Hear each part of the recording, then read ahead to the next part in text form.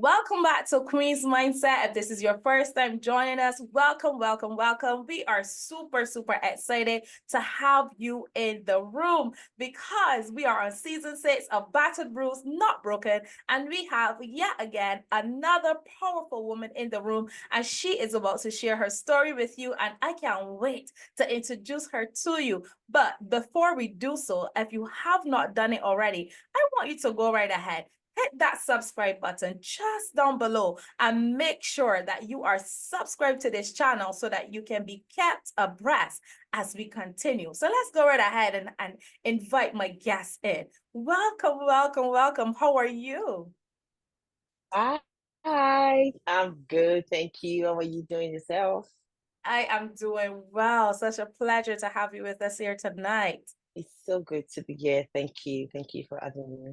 Thank you so much. Definitely. So we want to get started, and I know they are super anxious. They can't wait to hear your story. But before you get to tell them about it, I wanted us to start by you telling us a little bit about who you are and what you do. Okay, thank you so much again, Kamisha, for having me. My name is Semilogo, as you already know, and I'm Nigerian. I'm the first of five kids from, two amazing Yoruba Nigerian parents.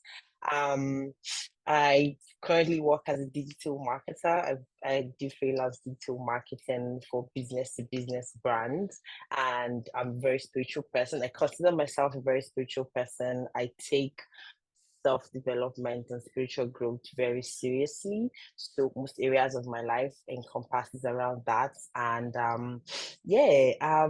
also a family-minded young lady, although I'm still very much single and open to, be in the union soon, bless God. But yeah, I'm very much single right now, family oriented. I'm so close to my family. My siblings and I are tightly knitted. And yes, I pride myself in knowing that the love and bond of family is really deep.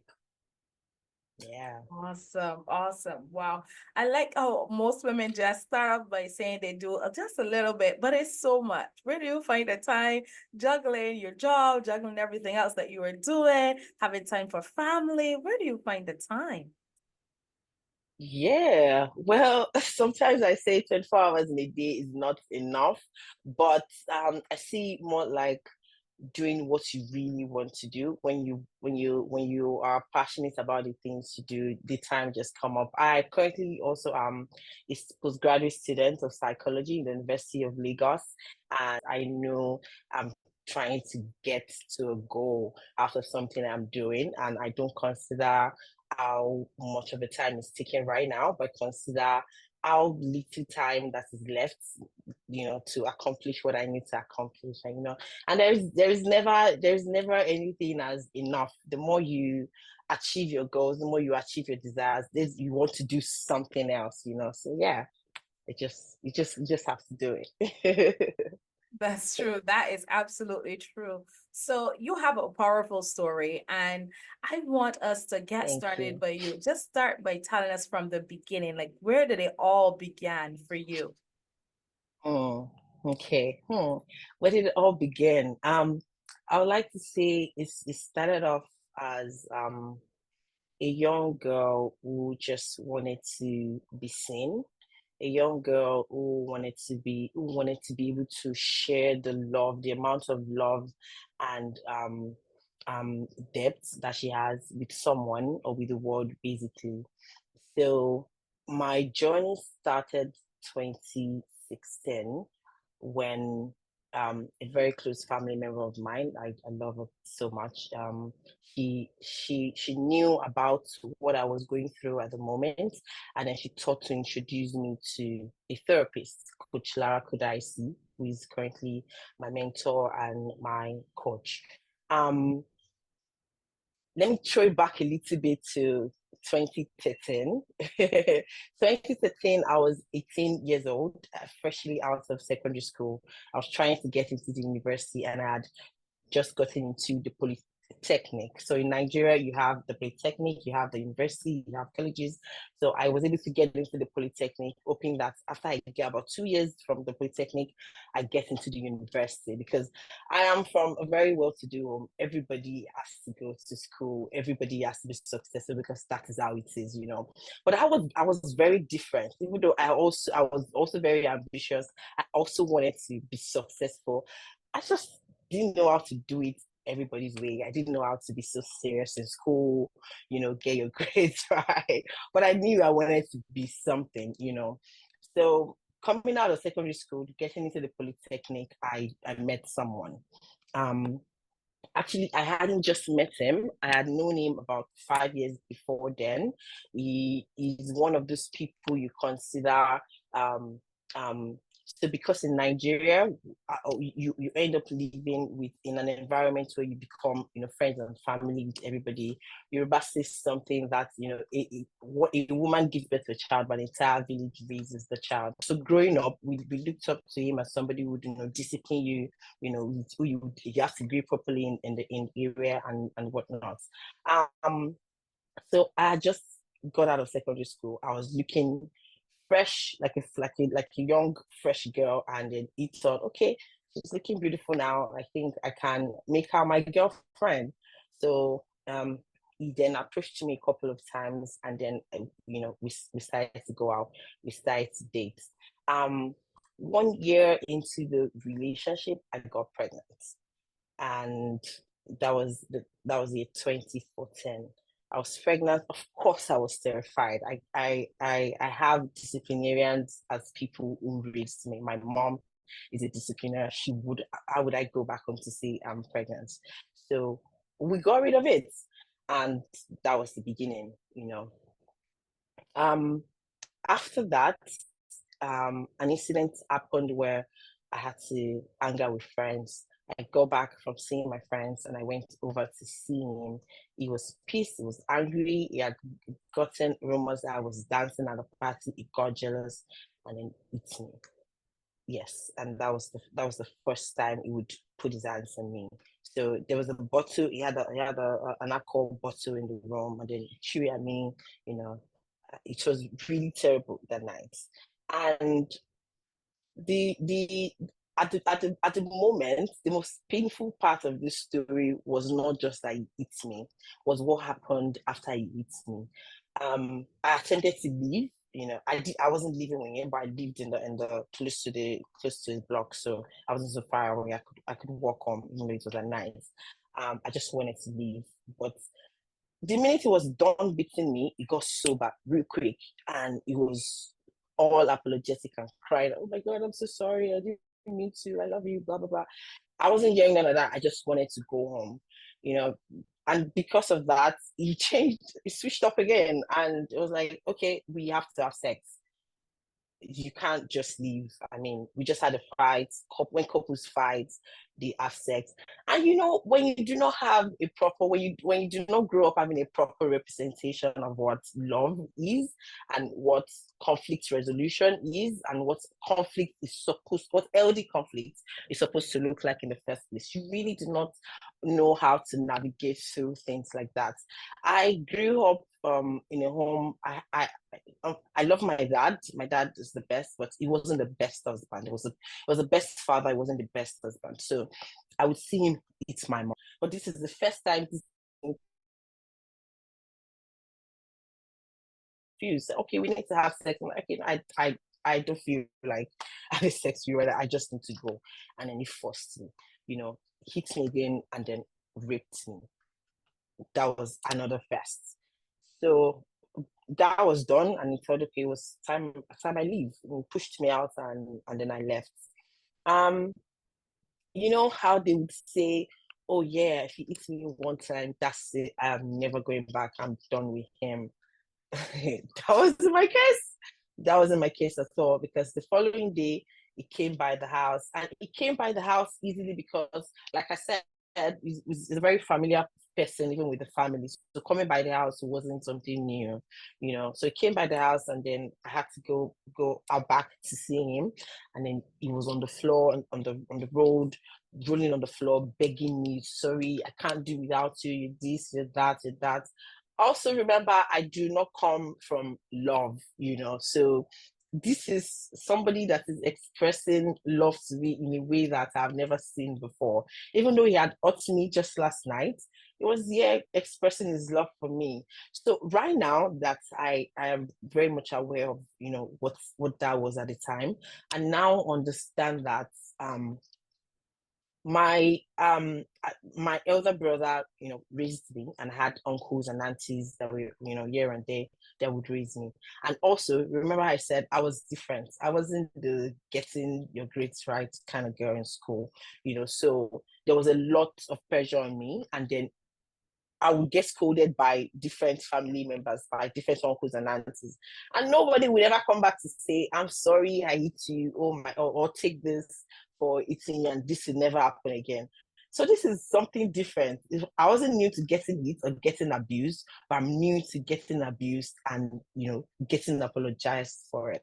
So I think that got to me, and I was like, oh yeah, it's fine. As long as you won't do it again, we're fine. But then it happened again, the second time, the third time, and I was with him for 5 years.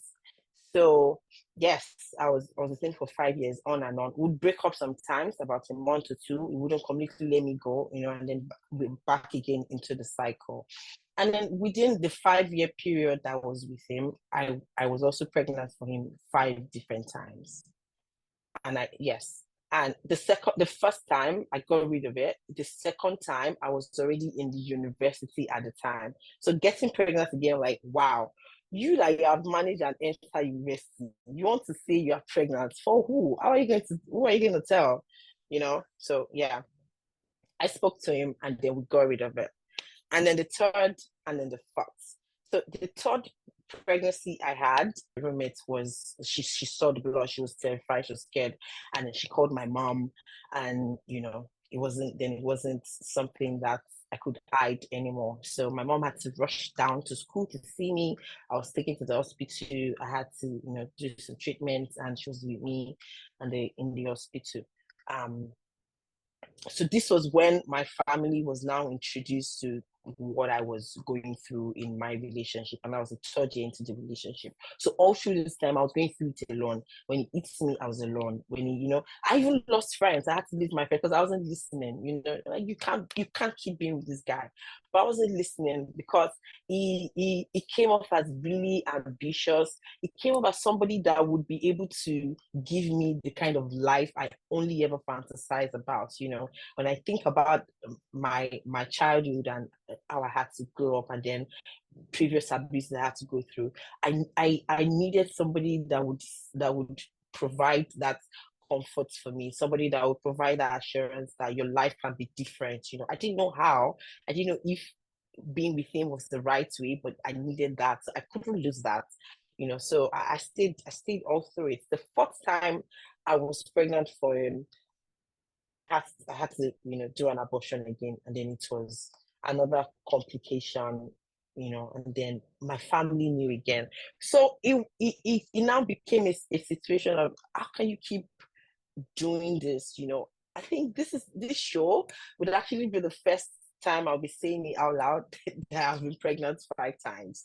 Yes, I'm very sure my brother would watch this and be like, oh wow, it was that much, so yeah. Before you go on, let's pause a bit because I Yeah. mean this has been Okay. lots so far. I have a few Yeah. questions. So, okay, so when Yeah. your mom found out and she came to the school and took you to the hospital, what was her Mm-hmm. reaction to finding out? Can you remember what she said or how she behaved?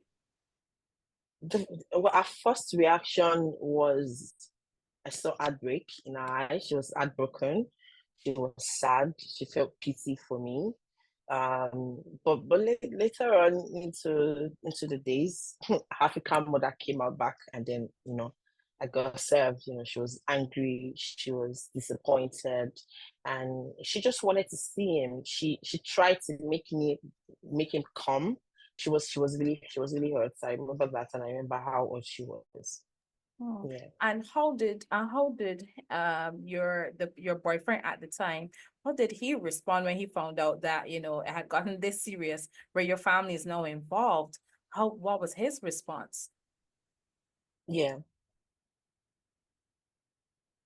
You're muted for a bit. What was his Okay. response when he found out about what had happened and that you were taken to the hospital? Yeah. My brother is a very empathetic person, and so at the time, just wanted to make sure I was okay. He just wanted to make sure I was okay. And when I was fine and I was back home, he had to express his disappointment. And going through therapy is has helped me get through the things he said to me. After he was expressing, when he was expressing his anger, going through therapy has allowed me, forgive those things and work through it. He said to me, he said, I really cannot believe you and I came out from the same mother, and it made sense. He was the straightest student. He was the best graduating student in secondary school, in the university. I was getting everything right. He was responsible. I lost my dad 2006. I was 11. My brother was 13 at the time. So he had to grow up fast. We had to grow up real quick. So he took up the responsibility of standing in as a dad very fast. We lost the bond we had as kids very fast. And then he now, he had to become, a disciplinarian. And I really understand, all the things he had to do to make sure that I acted right. Even though the things he did weren't the best solution, but then he did what he could do, just to make sure that I ended up being, a better person. So yeah. So when he said those words to me, it really hurt me. And then over the years, it did affect me. It did affect the choices I make. Having those words ring in my ears all the time. But yeah, healing therapy has been really, really, you know, helpful. Yeah. Hmm. So did your ex come to the hospital? Did he come when he found out that, what had happened?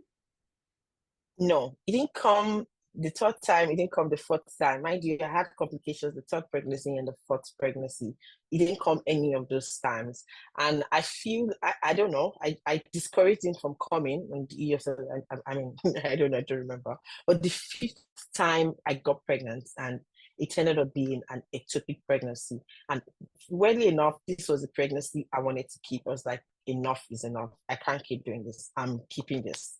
What's the worst that can happen? I'm going to have this baby. And 3 months in, I had a pain in my tummy, had to go to the hospital, and then it ended up being an ectopic pregnancy, and they had to take it out fast. Taking that out, they had to take out one of my fallopian tubes alongside that. It was really complicated. He came around this time. My mom didn't know about this fifth time. I didn't inform my mom. I didn't think I informed my family members about the fifth time, maybe except a cousin or two. I did tell a cousin or two, but not my entire family. So he came around this time, and I wish he didn't. I wish I didn't have to invite him to come over, because when after he came and I was discharged from the hospital, I was taken back home. He offered to stay back with me at home.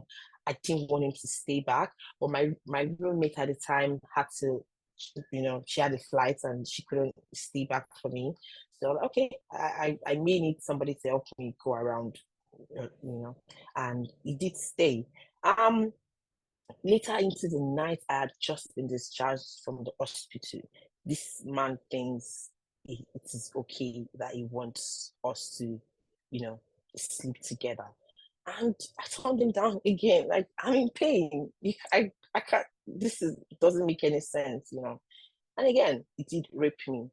And I started bleeding again, and I just had to stay outside for about an hour or so. The following day, I had to go back to the hospital to get my stitches back up. And then I just had to ask him to leave, and I think that was the end. That was when I knew it was done. Even though after then we still communicated a few times or so. I'm really so lucky. I have family members who are awesome to me. So I spoke to my cousin, and I was banned, and then they had to speak to him and tell him to stay off. I think that worked. And yeah, I was able to tell him I was done, and I was done, this time around. But have it in mind that I had already started therapy a year into this. So even while I was in therapy, I was still seeing him, but my healing hadn't taken place at the time. I didn't see the reason to leave, even though therapy was working, but it was taking its toll, and that's why I'm really really grateful to God for the opportunity to meet Coach Lara Kudaisi. She's really amazing person. She has an amazing story that somewhat close to mine, and yeah, she was able to understand and to know where to help me and how to help me. She was really patient with me, and yes, I had to make a decision. I was like, I spoke to him like, this is done. I'm done. He still made threats. He stopped me for years, threatened me with a lot of things, but um, yeah, I was done. Yeah. Wow, I'm just here, just so amazed that at the fifth time is when you really wanted to have that child, and to see that you didn't even get Yeah, to have that. It's well, yeah, no, such an ironic thing. So now you've gone through this, and you got it in the fifth one, and you said you cut it off because you recognized really and truly it was time for it to come to an end. yeah, What were some of the steps that you took outside of going to therapy, of course, as you mentioned that, but what are some of those steps that you took to help yourself to just kind of cut all ties from him so that you can be completely yeah. released from that toxicity that you were a part of? Yes. So at this time, I wasn't really involved, in church activities and going to church and church activities. And I had a roommate who was really, into God, and then we would go to church together sometimes. So when I was done with him, I knew I needed to distract myself with something, and also something that is healthy. So I went back to church. I was back in the choir. I was active in church because I knew that there was a lot more to what I was made to do. I started to question my purpose. I started to question what but I was in school. I was already getting a degree, but that wasn't it. I knew there was more to me. I started an NGO called Glow Inspire Foundation. I used to sing, so that foundation was born out of the passion to sing and the passion to help young young girls that are my age. When I started to see this guy when I was 17, 18, I wanted to be able to provide a platform, excuse me, where they can understand that you may not get love from home. You may not get a complete representation of what every love is supposed to look like from home, but you can also make the choice to not be with the wrong, kind of love. So I wanted to be able to pass across that message. I wanted to be able to help young girls like this. So I got involved with that, and I was really getting it done in school. I'll visit juvenile homes, visit orphanages, with a team, and yeah, we'll go around doing that. And then the fact that I now realize that I really didn't need to depend on him for validation. I really didn't need to depend for him for purpose, for love. That was just really freeing to know that I can, even when he was still chasing after me, I can make a decision to not, follow that path anymore. And it has been amazing so far. Over the years, I have, been through different therapy sessions, but also I have also taken it upon myself to not let anything limit how I grow. And by this, I do this by watching YouTube videos. And I tell people a lot when people say, oh, therapy is expensive. Oh, I really can't right now. I'm like, you really don't need to pay for therapy right now. Technology has allowed for a lot of therapy, platforms to be online that you can learn from, that you can benefit from. And that helps me a lot. So I follow people like I said, Coach Lara Kudaisi, um, um, forgive me, skip my mind. Um, anyway, various coaches on YouTube that I used to help myself, to empower myself, to remind myself of, what it is that I'm looking to achieve in life. And yeah, it's been amazing. I think that's really impressive, and I love that. So for those of you who are watching here tonight and you're hearing her story, I want you to be reminded that you don't have to suffer in silence. One, there's always someone over there who you can connect with, who can give you the help. I know sometimes resources is the main reason why we don't come forward, but I want you to be encouraged that there's still ways around that where you can still get that help if you need someone to talk to, or if you're going through a situation that is similar to what Semi is actually had gone through. So now you passed through that, you know, you've overcome that. What happened after that? Did he still try to reach out to you, or did he accept the fact that, hey, she is absolutely finished with me? Mm. Oh yes, it did. He very much did. About um 3 years even after I'd left him, it still kept coming. But I knew I was done. I knew that I had suffered enough in his hands. I knew that I didn't deserve to suffer like that anymore. And I just wanted a way forward. Mind you, when you leave relationships like that and you've not gotten, you know, proper healing from it, you tend to attract people who also looks like that. So yes, I had left him, but more of him was still coming. But the fact that I was able to identify the signs has really, really helped me. And I have been single since that ended like 5 years ago. I've been single since I met him, since I left him, and I don't feel sad about that. I'm happy for that because over the years I've been able to learn and unlearn. And I know fully well that being able to survive that and being able to heal from that and being able to look for better and being able to accept that I deserve better and I can get better. I love that.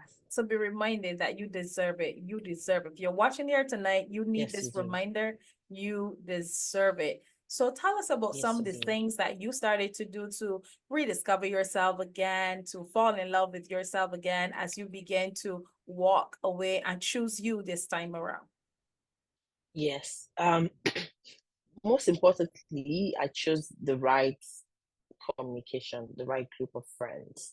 You may be capable of a lot, you may have a lot of potential. The right community would help you, would bring out the best in you. And that is what has helped me a lot. I've been able to make friends with people who are who would keep reminding me that Semilogo, you're a lot more, I see how much more you can be. And that inspires me to be like, okay, if you can see this, then I can I should also be able to see it in myself. And yeah, so I took it upon myself to I tell my friends something. I am so committed to personal growth. I'm so dedicated to realizing the better version of me and the better version of me. So I have an amazing friend, Coach Tinuke, who I see as my accountability partner. So she would always be there to pull me up. Over the years, there's been depression, there's been anxiety, there's been a lot of crying, a lot of shedding of the skin, a lot of becoming and unbecoming. And yeah, amazing people like that would help you, stand on your ground because it really is not easy. So over the years, I've learned that a particular routine of doing something the same way, of the same belief system, of being in the same environment, being around the same people. When you want to shift away from that realm into another realm, it's going to take work. It is because your entire system has been wired that way. So a lot of reprogramming has to be done, and you have to give yourself the grace to be able to do that. And that's what I tell myself. I always give myself grace. Sometimes I look back and I'm like, you've been at this for a while. You should have been this, you should have achieved this and that. But then again, I can also look at what I couldn't have achieved, but I've been able to achieve more. So giving yourself grace to know that you've been like this for over 20 years. Girl, you've been like this for 2 years. Yes, that's beautiful. I love that. Give yourself grace. Ladies, give Yeah. yourself grace. So earlier you said that based on the relationship that you had, it caused you to lose some friends because of how toxic it was. After the Mhm. relationship came to an end, did you regain or rebuild that friendship with them, or did you just continue to move on without those friends? Um, I didn't really retain the friendship I had with them because, of course, I was in school at the time, so a lot of people had moved on with their lives. But I was able to, maintain a sort of friendship with these people still, and they're really understanding people who were able to understand what my journey was at the time and what my journey is like now. We may not be best of friends right now like we used to be, but I've also been able to develop new friends, new set of people who are a support system to me, who understand my journey too. So yeah. Okay, beautiful. And looking back on everything that you have been through thus far, based on this particular story you've shared here with us tonight, is there anything that you would have done differently? Mm. Honestly, no, I don't think so. You know, to become a fire, you have to have passed through fire. To be able to help people heal, you must have gone through that part. So I'm grateful for my journey. Honestly, I am working on becoming a mental health therapist, a professor in psychology. So it wasn't for nothing. I don't think I would have found this calling without going through that. Going through that allowed me to find my purpose. It allowed me to know what I really want to do. So I don't think there's anything I would have done differently. And also going through that would allow me be able to, it's what has given me the opportunity to be on the show like this and to talk to people. I know there are people watching right now who would be inspired by this, who would be inspired by my story. The first time I shared my story on Instagram, I got messages from young girls, and that was really fulfilling, to be able to respond to them, to be able to show support to them, to be able to talk to them about what my journey was like and what it is like right now and what I think they can do differently, even though I wasn't able to do anything differently. But this is what I think you can do differently so that you don't have to go through this, you don't have to go through that. So yes, yeah. I don't think I Amazing. would do And anything your differently. Thank you. responses just kind of segued into my next question for you in terms of now that you've gone through that, it's built to you, it's a part of who you are because it's your story. What are you Mhm. doing to help others? I know you kind of touched on it there a bit, but I want you to elaborate Yeah, on what you're doing to help others know that you've gone through it. yeah. Um, so about last year, I got certified as a healing coach from Life International, and um I have been working with amazing coaches on building my skills and building my ability and to be able to reach out to people. So I normally am a very shy person. So yeah, talking to people, is not wouldn't really be something that I would say I find easy, especially right now. But growing up back as a child, I used to be very, very agile and then really vocal, so right now I am so working on being able to embrace back my inner child and being able to put out my gifts out to the world again, vocally again. But right now, working as a healing coach, like I said, I have young ladies coming to my DM, and then right now I'm being able to talk to them, to walk them through how they can, go from trauma, how they can heal from their childhood experiences, how they can heal from significant emotional experiences to be able to live a happier life right now. And I think for me, being able to accept that my childhood trauma played a huge role in my choice, my taste in men, and my taste in men and healing from that is playing a huge role in my life right now. So, and also all the significant emotional experiences, they play a huge role. So being able to bring young women to the awareness that you can look into yourself, you can look into what role did you have to play into choosing this kind of man? What do you need to heal from? What do you need to change about yourself so that you can attract the right person, so that you can make better decisions? So yes, I am so grateful that I can be able to bring that to young women. And I still look forward to doing more. If more of Semilogo Adeoye is still coming. Still coming. Beautiful, beautiful. Listen, ladies, if you've just joined us, you are watching Battered Bruised, Not Broken, and this is season 6. I want you to go right ahead, share this link with a friend, and make sure that you are subscribed to this channel, because everything that is being shared here, I mean, there's are gems. You can learn from her story so that you don't have to make the same mistakes that she would have made. So we're coming close to an end, but I have to ask, if there was a woman right now, she's on the line, she's watching us here tonight, she's hearing your story, and she's like, oh my goodness, like that's me, like that's what's happening right now. What would be your words of encouragement to her? Oh girl, I would say love yourself. And I know we hear this a lot, you have to love yourself, self-love. But loving yourself involves you embracing yourself. I tell people this a lot. You need to take time for yourself. There are times where you just need to be by yourself. Listen to yourself. Do not be afraid to be by yourself. Look within yourself and love yourself.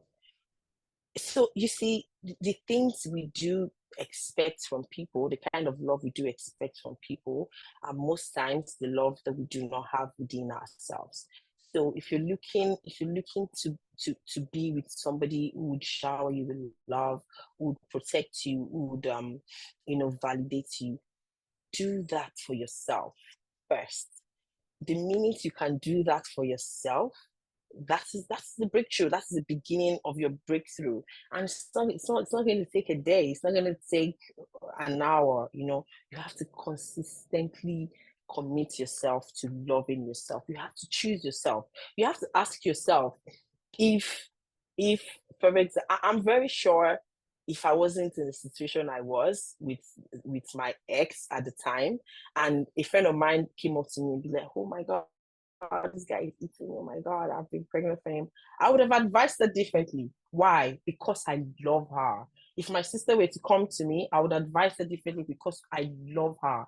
So before you take certain choices, before you take certain decisions, ask yourself, if you love yourself, if you love someone, what would you advise them to do? So your ability to love yourself, your ability to go through the pain of learning how to love yourself. Loving yourself isn't just, oh, I have to take care of my skin, I have to take care of my hair, so I love myself. You have to go through the unlearning and learning of how to love yourself. So yes, you can choose yourself, you can love yourself and give yourself grace. Give yourself grace. Every choice you make right now is as a result of a belief you have of yourself. And you're working on changing that belief, right? You have to give yourself grace. As long as you keep reminding yourself that this is what I'm working at, this belief no longer works for me. The men has come belief no longer works. Because if you keep saying men has come, you're going to keep attracting come, girl. So ask yourself, are my beliefs working for me right now? If they aren't, change it, change your beliefs, change what you believe in right now. And I'm